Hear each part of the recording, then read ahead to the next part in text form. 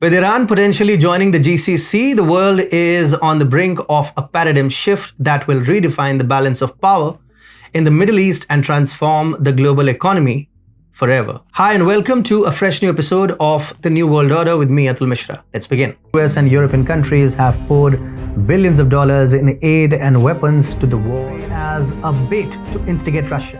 After Sweden and Finland ditched NATO, it is that in the army general. However, the puppet king, consumed by power and fear the world of tourism and business is about to experience a seismic shift.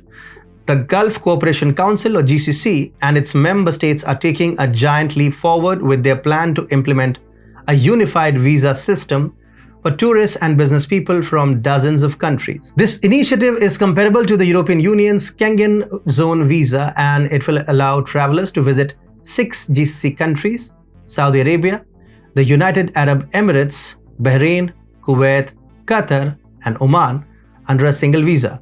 This is a game changer that will save travelers the headache of applying for multiple visas. During a multiple discussion on the future of travel for the GCC at the ongoing Arabian travel market at the Dubai World Trade Center, it was revealed that the group is preparing to introduce a common visa system for citizens, residents, tourists, and business visitors from 35 Arab and foreign countries. Regional media reported that the GCC nations are debating about how to obtain such a visa at the cabinet level, according to Bahrain's Minister of Tourism, Fatima Al-Serafi. We see that happening very soon because we see people flying from abroad to Europe, usually spending their time in several countries rather than in one country. We really saw the value this can bring, not to each country, but to all of us, she stated.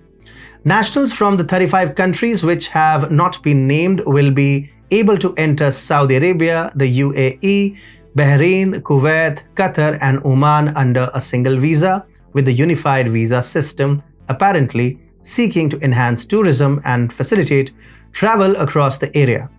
In addition, GCC citizens would have the same visa-free access to all member states as nationals. But that's not all. There are whispers in the air that China is planning to bring Iran into the GCC. If this happens, it would have a massive impact on the Middle East and the world at large. The GCC already controls a significant portion of the world's oil and gas, and if Iran were to join, they would control even more. This would have implications for the balance of power in the region as well as the global economy. The potential implications of Iran joining the GCC are massive. The Middle East is a region that has been plagued by conflict for decades, and the addition of Iran to the Council could have a significant impact on ethnic conflicts in the region. Additionally, the Western sanctions on Iran could become irrelevant as Iran would be able to trade more easily with the GCC countries. This would have major geopolitical implications for the Middle East and the world at large. According to the Wall Street Journal, China is preparing to hold a historic conference that will include senior officials from Iran and its 6 Arab Gulf Cooperation Council neighbors. The US-based outlet stated, citing anonymous officials acquainted with the arrangement, that the summit would take place in Beijing later this year, after Iran and Saudi Arabia have successfully resumed diplomatic relations. If China is successful in bringing Iran into the GCC, the balance of power in the world could shift. The GCC and Russia would control a significant portion of the world's oil and gas, which could have a profound impact on Europe and of course the US. Furthermore, the addition of Iran to the Council could bring a sense of stability and peace to the region, which has been lacking for far too long.